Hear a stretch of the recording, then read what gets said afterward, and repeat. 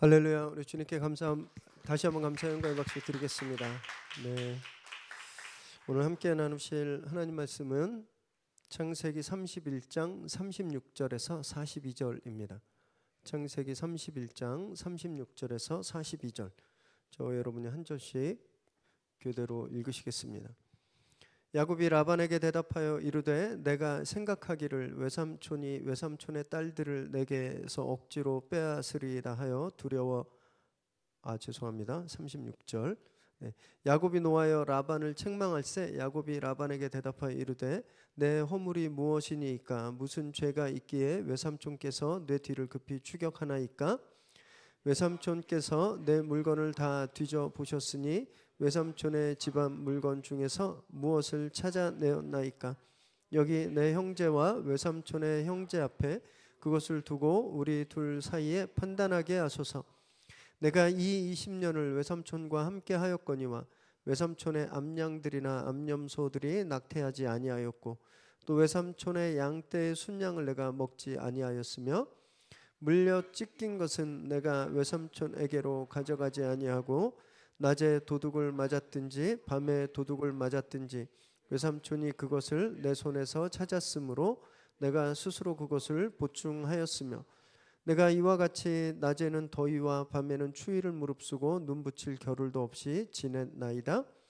내가 외삼촌의 집에 있는 이 20년 동안 외삼촌의 두 딸을 위하여 14년 외삼촌의 양떼를 위하여 6년을 외삼촌에게 봉사하였거니와 외삼촌께서 내 품삯을 10번이나 바꾸셨으며 우리 아버지의 하나님 함께 읽습니다.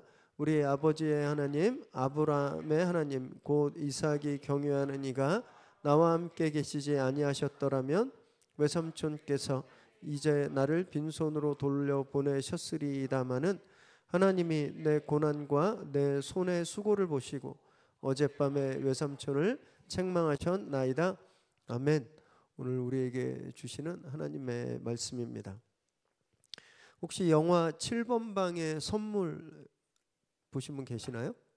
좀 나온 지 오래됐는데 포스터 한번 띄워줘 보세요. 네, 7번 방의 선물. 억울하게 아동 성폭행범으로 몰린 주인공이 뭐 이런저런 일 후에 결국 사형을 당하게 된다는 그런 영화입니다. 굉장히 코믹한 연기, 또 그 안에 딸에 대한 애절한 아빠의 그런 절절한 사랑과 또 사람들이 변해가는 모습, 이런 것들이 잘 믹스돼서 무려 1,300만 관객을 돌파한 그런 인기가 큰 인기를 끌었던 영화였어요. 그런데 이 영화가 실화를 모티브로 했다는 사실 아시나요? 한신대 신학과 5사학번이신 정원섭 목사님의 실화를 모티브로 한 영화입니다. 정 목사님은 신학교를 졸업하시고 자비량 목회에 대한 그런 바울과 같은 자비량 목회에 대한 비전이 있으셨어요. 그래서 고향 춘천에서 만화방을 만드셨습니다. 만화방을 만들고 거기 오는 아이들에게 전도도 하고 간식도 주고 이런 일을 하셨는데, 그러다가 1973년에 그 지역의 파출소장의 9살 난 딸이 논두렁에서 성폭행당하고 죽은 그런 사건이 있었어요. 그런데 그 아이 주머니에서 이 만화방 쿠폰이 나온 거예요. 그래서 경찰들이 범인이 안 잡히자 고문하고 그 다음에 무리한 수사로 이분을 범인으로 몰았습니다. 무죄를 주장했어요. 나는 그런 일이 없다. 무죄를 주장했는데 결국 받아들여지지 않고 또 고문에 못 이겨서 이분이 그냥 거짓 자백하게 됩니다. 내가 했다고. 재판도 너무 치우친 재판이었어요. 이분의 주장은 하나도 받아들여지지 않고 그 쿠폰 하나만 인정돼서 결국은 무기징역을 받게 됩니다. 근데 이분이 그때를 생각하시면서 너무 괴로웠대요. 자기는 신학교를 졸업하고 전도사인데 자기 학교가 모욕을 당하는 것이 막 그게 떠들썩하게 막 뉴스화 됐었거든요. 너무 견딜 수가 없고 더더군다나 교회를 욕되게 한 것 같아서 도저히 살 수가 없다. 그래서 감옥에서 손목도 여러 번 그으셨고 벽에 머리를 많이 들이받기도 하셨습니다. 그렇게 죽기만 생각하고 있었던 이 정 목사님에게 살아갈 용기를 주신 분이 계셨어요. 이분의 학교의 스승님이시고 한국 교계의 굉장히 큰 어른이신 고 김재준 목사님이신데, 이분이 이 정 목사님을 면회 가셔서 원서봐, 죽지 마라. 살아서 너를 고문한 사람들을 회개시켜야 되지 않겠니? 이렇게 말씀하셨습니다. 그래서 이분이 그 말씀을 듣고 마음을 고쳐 먹습니다. 그래서 살기로 했죠. 열심히 모범적으로 수용 생활을 했습니다. 그래서 무기수에서 20년형으로 감형을 받게 돼요. 그리고 무려 15년 7개월 8일을 수감 생활하시다가 1987년 성탄절 특사로 가석방 되게 됩니다. 그리고 나서 이분은 그 후로 20년간 자기의 무죄를 증명하기 위해서 재심을 청구하고 정말 홀로 외로운 싸움을 벌이셨죠. 결국 2008년 11월 28일에 재심에서 무죄가 선고됩니다. 38년 만에 무죄가 선고됐어요. 무죄 판결 받고 나오실 사진을 제가 한번 가져왔는데 띄워주시겠어요? 가운데 계신 분이세요. 30대 감옥에 가시고 저 노년이 돼서야 이렇게 주홍 글씨가 떨어진 거죠. 더 놀라운 건 뭔지 아세요? 이분이 이 억울한 옥살이 대가로 법원으로부터 23억의 배상 판결을 받게 됩니다. 그런데 법원이 이 배상을 이분을 수사했던 경찰과 또 그 경찰이 이제 이미 세상을 떠난 분도 있어서 그 자손에게만 배상 책임을 물렸어요. 그래서 이분이 거부합니다. 자기는 배상 안 받겠다고. 그렇게 36년 만에 무죄 판결을 받았지만 이미 잃은 것들이 너무너무 많았습니다. 사모님은 교통사고로 다리를 잃으셔서 치매 병원에 계셨고, 이 정 목사님의 아버님은 아들이 그 수감된 충격으로 병을 얻으셔서 돌아가셨어요. 사남매 자식들이 있었는데 그 동네에서 살 수가 없어서 막 뿔뿔이 흩어져서 사는 그런 떠돌이 신세가 되었죠. 목사님은 출소 후에 남원에 가셔서, 누님 집이 있는 남원에 가셔서 교회를 개척하셔가지고 그 지역의 노인분들을, 연고가 없는 분들을 계속 섬기셨습니다. 은퇴하신 후에도 그렇게 무위탁 노인들을 위한 쉼터를 운영하시다가 지금부터 3년 전인 2021년 3월에 하나님 나라에 가셨어요.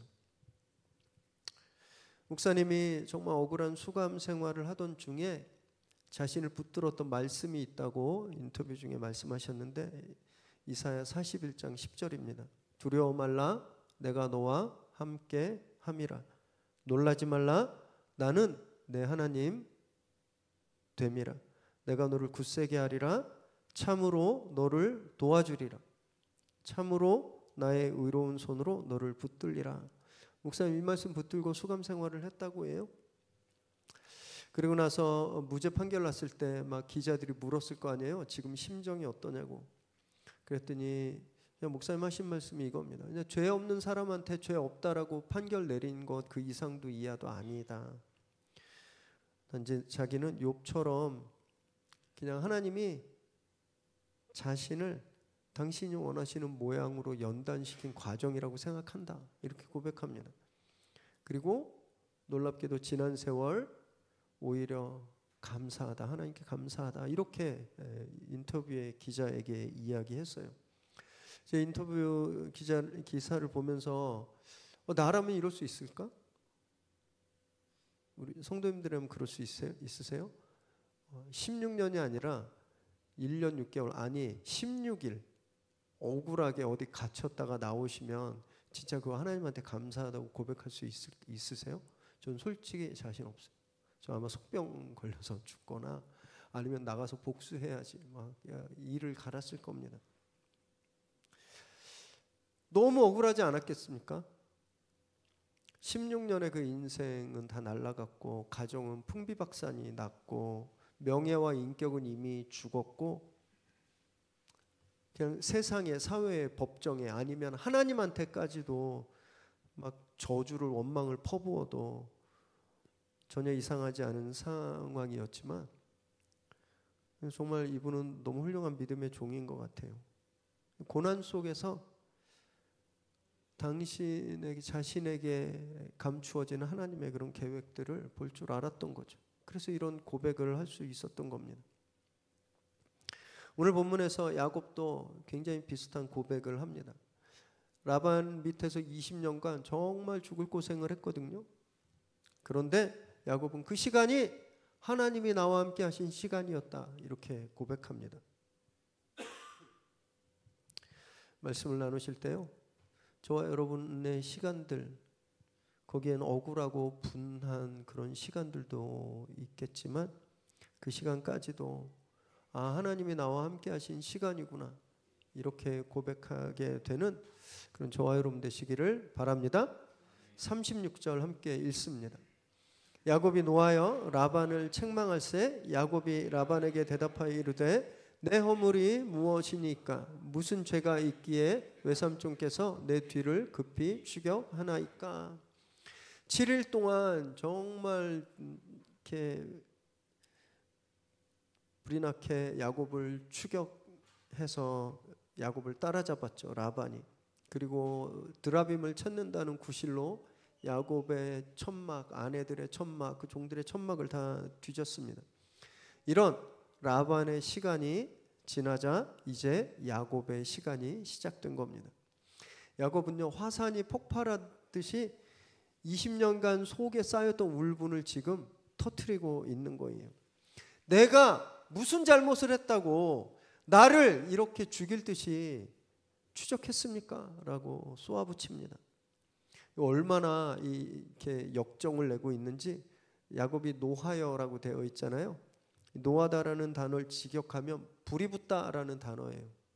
야곱이 지금 입에서 불을 뿜고 있는 겁니다. 막 불을 뿜으면서 삼촌한테 쏘아대고 있는 거예요. 야곱은 라헬이 드라빔을 훔친 걸 몰라요. 그죠? 그러니까 자기가 지금 화내고 있는 게 얼마나 정당합니까? 자기는 화내도 마땅하다고 생각하고 지금 거칠 것 없이 라반에게 감정풀이를 하고 있는 거예요. 하나님 보실 때는 어떨까요? 하나님 보시기에도 지금 야곱이 쏟아내는 분노가 정당하다고 생각하셨을까요? 저는 아니라고 생각해요. 야곱아, 이 어리석은 녀석아, 라헬이 드라빔을 훔쳤는데 저거 나오면 너 죽어.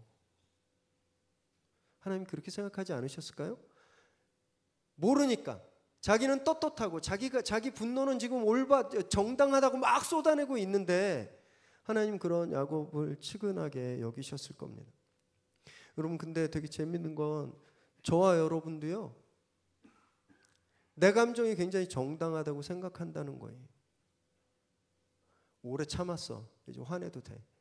저 사람 내가 3번째 봐줬는데 이제 4번째는 못 봐줘. 화내는 거예요. 애들한테도 참다가 나중에 막 화내죠. 양말 똑바로 벗어놓으니까 이게 뭐야. 막 왜 그렇게 화내는 이유는 내가 며칠 참았거든.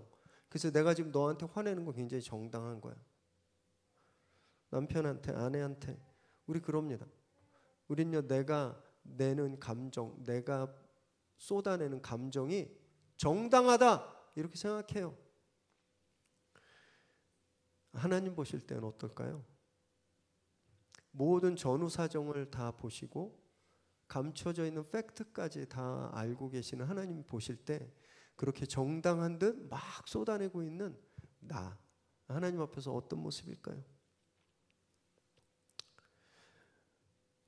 여러분, 운전하면서 어떤 차가 막 앞에서 막 차선을 넘나들면서 막 이렇게 지그재그로 운전하고 있는 차를 보면 화나죠. 제 이상한 사람인가 보다. 제 어떻게 운전을 누구한테 배웠길래? 김 목사한테 배웠나? 왜 저렇게 운전하나? 그리고 막 비난할 겁니다.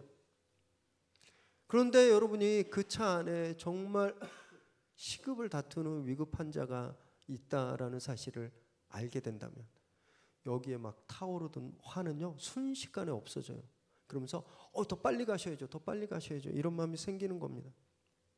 무슨 말씀이냐면요, 우리 감정은 늘 내 입장에서만 옳습니다. 내 입장에서만 옳아요. 굉장히 제한적인 컨디션에서만 우리 감정은 옳습니다. 그래서 미국 인디언의 오랜 속담이 있는데, 다른 사람의 신을 신고 1마일을 걸어보기 전엔 다른 사람을 비난하지 마라, 이런 말이 있습니다. 내가 모르는 어떤 사정이 있다라는 거예요. 그 사람이 그렇게 할 수밖에 없는 어떤 행동들이 있는데 그걸 다 이해하기 전에 섣불리 비난하지 마라, 이런 말이거든요. 저와 여러분도 그런 마음으로 좀 살아가면 좋겠습니다.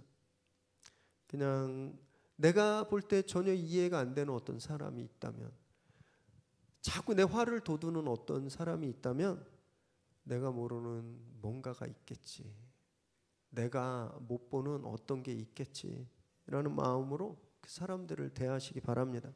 그래서 오늘 야곱처럼 성급한 분노 표출의 오류를 피하는 저와 여러분 되시기 바랍니다. 아멘. 37절 읽습니다. 외삼촌께서 내 물건을 다 뒤져보셨으니 외삼촌의 집온 물건 중에서 무엇을 찾아내었나이까? 여기 내 형제와 외삼촌의 형제 앞에 그것을 두고 우리 둘 사이에 판단하게 하소서. 계속해서 야곱이 라반을 추궁합니다. 그래서 외삼촌 다 뒤져봤는데 뭐 나왔어요? 외삼촌과 하나로 나왔습니까? 여기 같이 온 그 외삼촌의 형제들 일행들에게 어디 한번 판결 내보자고, 시시비비를 따져보시죠 라고 몰아붙여요. 라반이 야곱을 추격할 때 혼자 가지 않았잖아요. 그 형제들을 다 모아서 갔습니다. 그런데 잘 생각해 보시면 라반은 예전에도 자기 형제들을 다 모았던 적이 있거든요. 창세기 29장 22절에서 23절을 보면요, 야곱이 첫 번째 결혼할 때 라헬인 줄 알고 장가 들 때 라반이 그곳 사람들을 다 모았습니다. 그때 뭐라고 말씀드렸냐면 이 사람들이 증인이다 그랬어요. 야곱이 신방에 들어갔다 나온, 결혼했다라는 것을 증언 세우기 위한 증인이라 나중에 야곱이 속아도 뭐라고 말 못하게 하려고 세웠다. 정말 그 말처럼 그때처럼 야곱은요, 결혼하고 나서 그 다음날 신부가 바뀌는 걸 알았는데 결혼을 물릴 수가 없었습니다. 왜냐하면 그곳에 이 결혼을 그 증거한 그 증인으로 참석한 사람들 때문에 아무 말 못했어요. 삼촌한테 항의만 했죠. 그런데 이번엔 그 사람들, 야곱을 아무 말 못하게 했던 그 사람들이 여기서는 이제 라반이 아무 말 못하게 하는 증인 역할을 하게 되는 거죠. 자기 꾀에 자기가 넘어지는 거예요. 꼼수 부리면요, 같은 꼼수에 항상 넘어집니다. 라반이 자기 형제들을 데리고 온 건 야곱에게서 뭔가 흠을 찾아서 자기가 야곱을 죽이든 야곱을 치든 그래서 야곱의 재산을 다 빼앗아 오는 걸 정당화시켜줄, 그걸 증인 서줄 사람들로 데리고 왔는데 그 함정이, 그 올무에 자기가 걸린 거죠. 이제 자기는 야곱한테 아무것도 해서는 안 되는 그 증인들이 되어버리는 거예요. 여러분, 그래서 우리는 매사에 변칙과 반칙보다는요, 조금 늦고 조금 손해보더라도 정도를 정석대로 해야 합니다. 특히 믿는 우리들은 더 해야 돼요. 세상의 윤리와 도덕, 법보다 더 위에 있는 하나님의 말씀, 그 말씀을 기준으로 삼고 그 말씀으로 살아야 합니다. 그래야 우리가 이 세상에서 수치를 당하지 않게 되는 거죠. 새벽 예배, 큐티, 함성, 저희 매일매일 말씀을 나누고 있는데 그걸 통해서 날마다 우리에게 주시는 하나님 말씀에 온전히 순종하는 저와 여러분 되시기 바랍니다. 38절에서 40절. 내가 이 20년을 외삼촌과 함께 하였거니와 외삼촌의 암양들이나 암염소들이 낙태하지 아니하였고 또 외삼촌의 양떼의 순양을 내가 먹지 아니하였으며 물려 찢긴 것은 내가 외삼촌에게로 가져가지 아니하고 낮에 도둑을 맞았든지 밤에 도둑을 맞았든지 외삼촌이 그것을 내 손에서 찾았으므로 내가 스스로 그것을 보충하였으며 내가 이와 같이 낮에는 더위와 밤에는 추위를 무릅쓰고 눈 붙일 겨를도 없이 지내나이다. 이제 그렇게 자기의 결백을 증명해 준 라반이 데리고 온 증인들 앞에 야곱이 내가 20년간 얼마나 신실하고 성실하게 자기 삼촌을 섬겼는지를 쏟아냅니다. 먼저 라반의 가축을 목축하는 동안에 낙태하는 일이 없었다 이렇게 말하잖아요. 이건 뭐냐 하면 그 당시에는 이렇게 동물병원이나 동물의료가 많이 발달하지 않았기 때문에 사람 의료도 마찬가지지만 짐승들이 새끼를 낳다가 죽는 경우가 많았습니다. 그런데 야곱이 돌볼 때는 그런 일이 없었다라는 거예요. 자기가 얼마나 세세하게 이 가축들을 돌봤는지 말하고 있는 거예요. 두 번째로 가축을 치는 동안 자기가 먹지 않았다 그랬어요. 보통 목동들은 비리비리하거나 상처 있는 양들을 잡아서 자기들이 먹기도 했는데 자기는 전혀 그러지 않았다는 거예요. 자기 삼촌의 가축에 손 안 댔다라는 겁니다. 정직했다라는 거예요. 세 번째로 삼촌의 가축이 맹수한테 물려 찢겨도 그걸 자기 걸로 되갚았다라고 말합니다. 그 손해를 자기가 감당했다라는 거예요. 고대 사회 그 들에서 양을 치거나 염소를 치다가 그 들깨나 야생 맹수들에게 이 짐승들이 잡혀먹는 경우가 종종 있어서 고대 목축법 그리고 지금으로부터 한참 후에 나오게 되는 함무라비 법전에 보면요, 그것에 대한 명확한 배상 책임 규정들이 있습니다. 불가항력적으로 다른 사람의 양을이나 가축을 치다가 맹수가 습격한다거나 사고를 당해서 손해를 입히면 그 양을 친 사람은, 그 가축을 친 사람은 그 손해를 배상하지 않아도 된다는 명시가 있어요. 그런데도 자기는 그 손해 자기가 감당했다라고 말하는 거예요. 자기가. 심지어 네 번째로 도둑을 맞으면 삼촌이 나한테 물어내라 그래서 내가 다 물어냈습니다 라고 이야기하는 겁니다. 결국 20년간 야곱은 삼촌의 재산을 불리는 일에 누구보다 열심히 손에 끼치지 않는 일을 했다라는 거예요. 낮이나 밤이나 자기가 그 일을 감당했다라고 말하는 겁니다. 야곱이 지금 증언하는 내용들을 보면 화가 날 만도 한 것 같아요. 여기서 원래 야곱은 약삭빠르게 남의 것을 훔치는 사람이었지만 20년 동안 라반에게는 그 누구보다 충성스러웠습니다. 정직했습니다. 만약에 진짜 단 하나라도 약점이 있었다면, 예를 들면 삼촌의 양을 잡아먹다 걸렸다든지 아니면 뭐 빼돌렸다 걸렸다든지 하나라도 약점이 잡혔으면 야곱은 여기서 절대 당당하게 자기 이야기를 할 수 없었겠죠.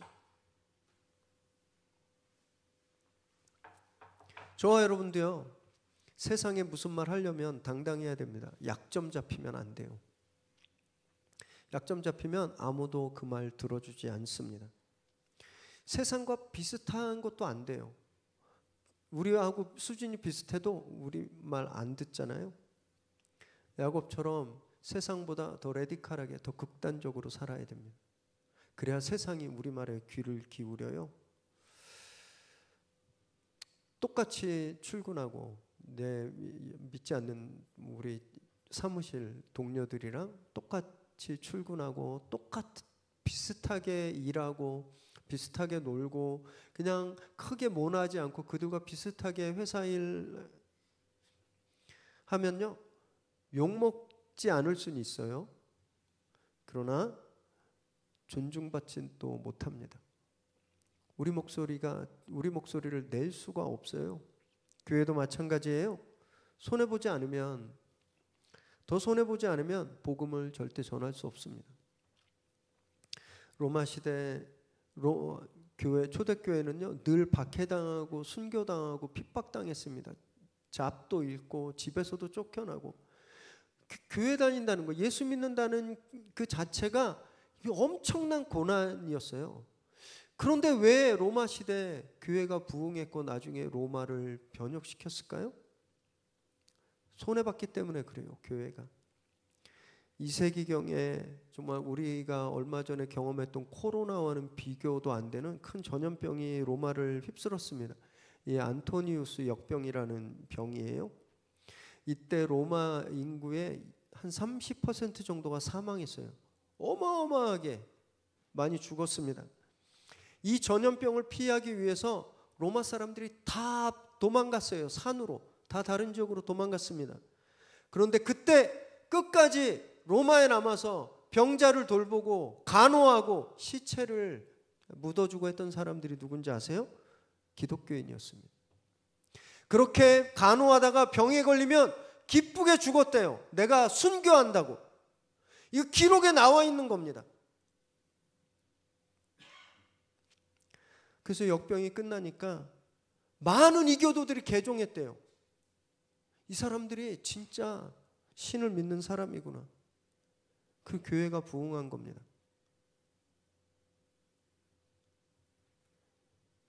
우리 초대교회 선배님들은요, 자기 목숨도 기꺼이 손해보기로 결단하신 거예요. 자기 목숨도 손해봐버렸습니다. 그랬더니 세상에 복음을 당당히 전할 수 있는 거예요. 예수 믿으시오.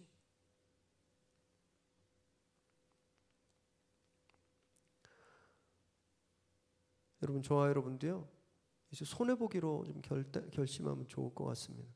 세상은 늘 손해보면 바보라고 이야기를 해요. 어떻게 하면 손해 안 보고 이익 보고, 어떻게 하면 다른 사람들 손해볼 때 나는 재산을 늘릴까, 이런 것만 우리에게 가르쳐 주는데, 여러분, 우리 정말 레디컬하게 거꾸로 살기를 결단하길 바랍니다. 이게 천국의 법칙이잖아요. 낮아지면 높아지는. 그래서 먼저 손해보고 나중에 당당해지는, 선손해 후당당한 그런 믿음 생활을 하는 저와 여러분 되시기 바랍니다. 41절 42절 읽습니다. 내가 외삼촌의 집에 있는 이 20년 동안 외삼촌의 두 딸을 위하여 14년, 외삼촌의 양떼를 위하여 6년을 외삼촌에게 봉사하였거니와 외삼촌께서 내 품삯을 10번이나 바꾸셨으며 우리 아버지 하나님 아브라함의 하나님 곧 이삭이 경외하는 이가 나와 함께 계시지 아니하셨더라면 외삼촌께서 이제 나를 빈손으로 돌려보내셨으리이다마는 하나님이 내 고난과 내 손의 수고를 보시고 어젯밤에 외삼촌을 책망하셨나이다. 라반 밑에서 20년이 얼마나 한이 깊었는지 여기서 한 번 더 이야기합니다. 20년, 두 딸을 위해서 14년, 그리고 라반을 위해서 또 6년. 그래서 앞에서 자기가 얼마나 충성되게 일을 감당했는지 밝혔다면, 이제는 그런 자기를 라반이 얼마나 못되게 대우했는지, 얼마나 야비하게 불의하게 대우했는지를 이제 책망하는 거죠. 20년 동안 고용계약을, 노동계약을 10번이나 바꿨다는 거예요. 10번. 이렇게 막았더니 야곱이 또 잘 되는 것 같으니까 이렇게 막고, 제가 몇 주 전에 설교 때 소개해드린 그 세계 양궁 연맹이 우리나라가 하도 금메달 따니까 계속 룰을 바꿨다고 그러는 것잖아요. 그랬잖아요. 그것처럼 라반이 10번이나 룰을 바꾼 거예요. 어떻게 해서든 야곱에게 돈 안 주려고, 야곱을 진짜 아주 탁탁 털어먹으려고 한 거죠. 그러나 하나님께서 그 고난과 내 수고를 보셨다라고 야곱이 고백하는 거예요. 삼촌이 나를 그렇게 불의하게 대했지만, 그래서 나를 괴롭게 했지만, 그 시간 동안에 하나님께서 내 고난을 돌보셨습니다. 그래서 나를 빈손으로 나가지 않게 한 겁니다 라고 말하고 있는 거죠. 그러지 않았다면, 하나님의 도우심이 없었다면 틀림없이 삼촌은 나를 빈손으로 내보내셨을 거예요. 이렇게 단정 짓습니다. 라반은 진짜 악한 사람인 것 같아요. 신명기 15장 12절 13절에 보면 이제 안식일법에 나온 규정이거든요. 안식년법. 7년째 안식년이 되면 노예를 풀어주게 되어 있는데 그때 절대 빈손으로 가지 마라. 빈손으로 보내지 말고 뭐 들려보내라는 거예요. 7년을 그러니까 6년 종로로 타고 7년째 풀려날 때도 그래야 되는데 3배가 넘는 20년을 정말 종생활을 했던 그를 빈손으로 내보내려고 했으니 얼마나 정말 악독한 고용주입니까? 그런데 그 악독한 라반도 하나님 앞에서 아무것도 못했죠. 10번이나 고용계약을 바꿨지만, 그리고 야곱을 정말 죽일 듯이 달려와서 야곱을 겁박하고 텐트를 샀다 뒤져서 드라빔을 찾아서 그를 죽이려고 했지만 하나님이 보호하셨기 때문에 야곱에게 손끝 하나 댈 수 없었던 거죠. 야곱이 지금 그런 하나님을 확신하고 있는 거예요. 그 20년간 하나님의 보호하심이 나와 함께 하셨습니다. 아까 정 목사님 억울하게 감옥살이 하신 정 목사님 고백과 너무 똑같죠. 그 억울한 옥살이가 하나님이 나와 함께한 시간이었다. 믿음의 사람은 이런 고백을 하는 거예요. 여러분, 오늘 이 야곱의 모습을 맨 처음에 야곱이 이삭의 집을 떠나올 때와 한번 비교해 보시기 바랍니다. 그때 야곱은요, 속이고 겁쟁이에 형의 것을 빼앗아서 도망가는 정직이라고는 요만큼도 없는 그런 인물이었는데 오늘 야곱은 어떤 사람인가요? 완전히 다른 사람이 됐어요. 자기 손해를 감수할 만큼 자기가 맡은 일은 더 원하는 것보다 더 해준 사람, 다른 사람에게 손해 끼치지 않는 사람, 그런 사람이 됐습니다. 바뀐 거예요. 그러니까 이 20년 야곱은 라반에게 착취만 당한 게 아니었던 겁니다. 이 20년 그 어려움을 통해서 야곱이 전혀 다른 사람으로 바뀌어진 거죠. 성장한 거예요. 이것이 고난이 주는 유익입니다. 그래서 시편에서 다윗도 이렇게 고백했는데 시편 119편 71절 읽습니다. 고난당한 것이 내게 유익이라 이로 말미암아 내가 주의 율례들을 배우게 되었나이다. 고난이 자기에게 유익이래요. 왜냐하면 고난이 오니까 자기가 비로소 하나님의 말씀이 어떤 것인지 알게 되었어요. 깨닫게 되었어요. 배우게 되었고 체험하게 된 겁니다. 여러분, 이것이 고난이 주는 유익입니다. 고난이 없었다면, 이 20년의 고난이 없었다면 야곱은 하나님이 자기와 함께 하신다는 걸 몰랐을 거예요. 그리고 그냥 빈손으로 떠나게 되었을 겁니다. 그러나 이 고난의 시간이 그가 하나님을 아는 사람으로 만들어 준 겁니다. 사랑하는 여러분, 저와 여러분은요 절대 고난 따위에 죽는 사람들이 아닙니다. 지금 죽을 것처럼 힘든 그거 있잖아요. 그것들이 절대 저와 여러분을 죽일 수 없습니다. 왜냐하면 하나님이 우리와 함께 하시기 때문에.